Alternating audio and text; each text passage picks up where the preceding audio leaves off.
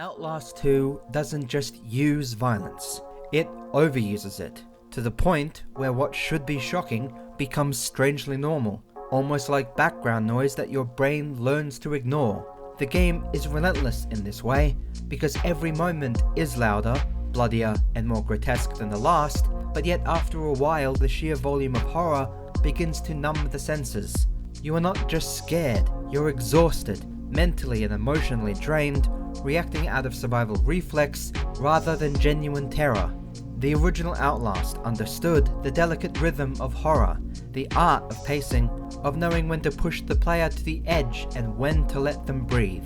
That contrast, the moments of tension interspersed with moments of quiet, of waiting, of uncertainty, is what made the Asylum's shadows feel suffocating. Its threats intimate yet personal. Outlast 2 seems to have interpreted more intense as more constant, as if piling on violence, gore and shock in endless succession would naturally produce a superior horror experience.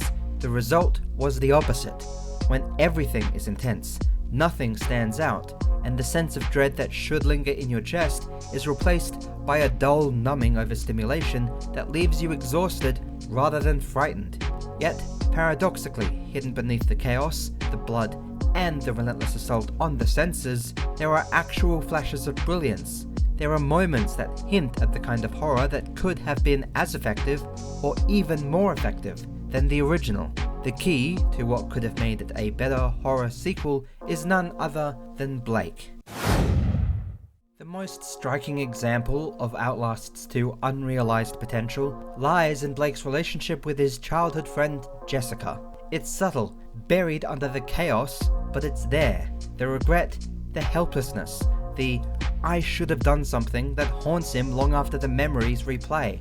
The sequences in the school, where you navigate corridors, classrooms and hallways that shift and distort according to Blake's fragmented memories, carry a tension that is both quiet and suffocating. You aren't being chased. Instead, the horror is existential.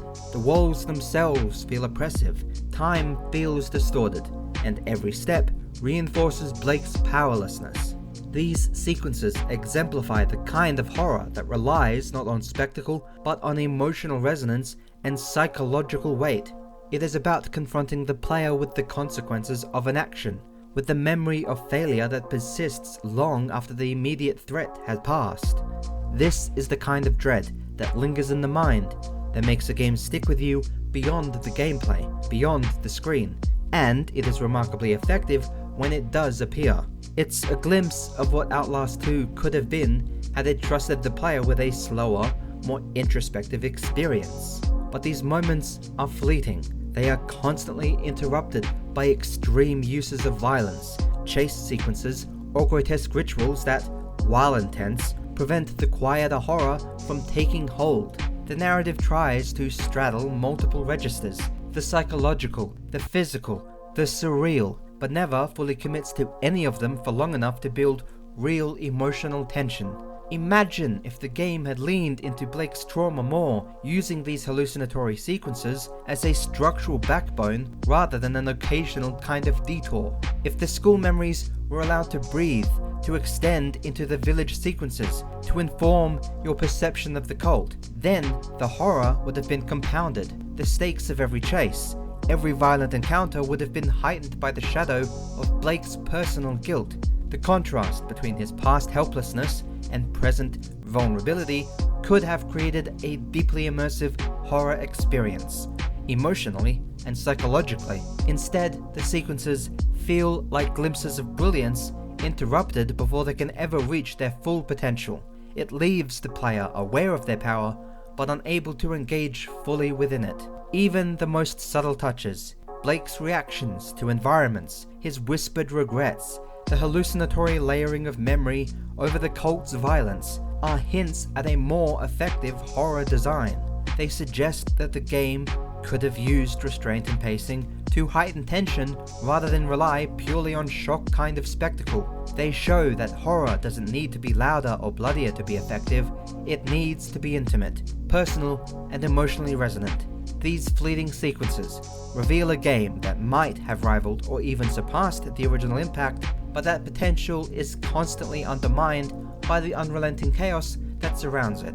In a way, Outlast 2 feels like a game that can't decide whether it wants to terrify psychologically or shock physically, and the tension between these two approaches is what ultimately numbs the experience rather than sharpening it. If there is one area where Outlast 2 falters more than anywhere else, it's in its approach to thematic content. The original game thrived on simplicity. Mount Massive Asylum was a single self-contained location with a coherent narrative arc. Every corner of the environment, every locked door, every note contributed to a singular mood. Oppressive, intimate, deeply unsettling. You didn't need to process 5 competing thematic threads to feel fear. The horror was embedded in the experience itself, and the story was deliberate, patient, and surgical. Every scare had context. Every environmental detail reinforced the narrative. Every sound contributed to the tension. It was focused, and that focus is why the tension worked so well. Outlast 2 takes a radically different approach, and while ambition is commendable, here it worked against the game. Religion, fanaticism, trauma, hallucinations, memory, guilt, abuse, morality. All of it is layered into a sprawling narrative that spans villages, fields, schools, and ritualistic sites. Individually, these ideas could carry powerful horror, but presented simultaneously and constantly, they overwhelm rather than enhance. The horror is no longer emergent, it is served to you in constant, unrelenting doses. There is little time to process one idea before another is shoved down your throat in front of you. And once horror becomes constant rather than escalating, it can and will lose its impact. You are reacting to stimulus, not engaging with it. The player's mind becomes fatigued, and the emotional resonance of horror becomes blunted.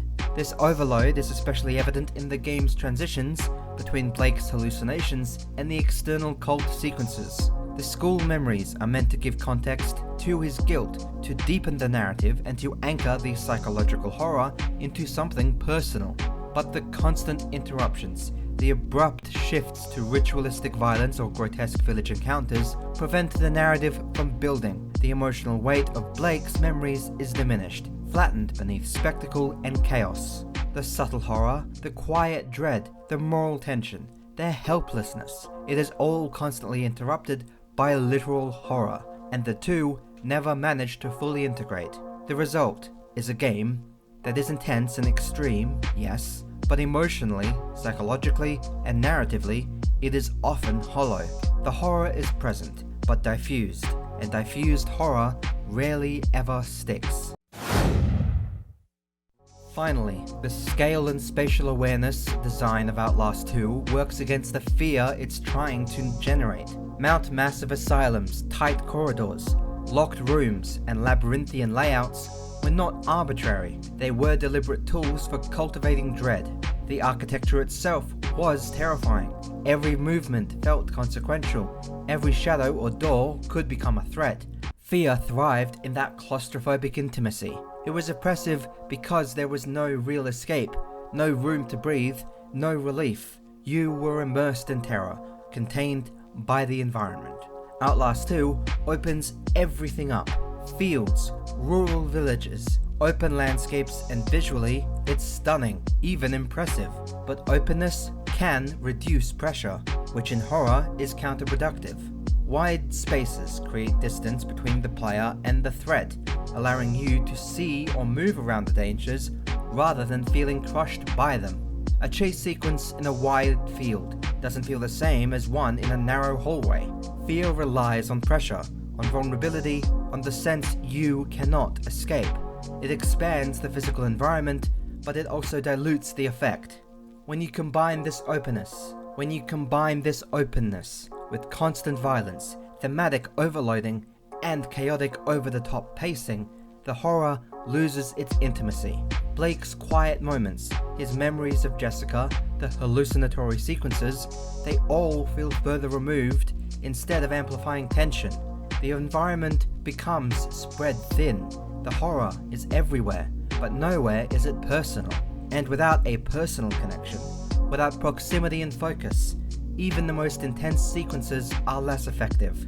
Open spaces, overstimulation, and thematic congestion strip the player of the claustrophobic, visceral tension that made the original so effective. The world is bigger, the spectacle is louder, but the fear itself is smaller, diluted, and ultimately much less memorable. Outlast 2 is not less scary because it fails at violence, intensity, or ambition. It's less scary because it overwhelms, dilutes, and numbs. Too many themes, too much scale, too constant a barrage of terror. And in that excess, it loses the most essential ingredient of horror: control. The original Outlast, as I have said before, understood the art of restraint. It knew how to pace fear, how to let silence and subtly do the heavy lifting, how to make the player's imagination the most terrifying tool imaginable. Outlast 2, by contrast, rarely allows the player that space. It screams, it shocks, it assaults, but it rarely ever truly terrifies. The moments of brilliance, the sequences that hint at Blake's guilt, the quiet personal horror of his memories, the hallucinatory school sequences, these remind you that the game could have been extraordinary, but they are fleeting. They are swallowed by spectacle and chaos. What's left is something loud, extreme, and relentless, but ultimately flatter, more exhausting, and less frightening than the game it is trying to surpass. Real horror doesn't hit you over and over, it lingers in the spaces between. Outlast 2 overwhelms those spaces until there's nothing left to linger. Oh, I track all my love.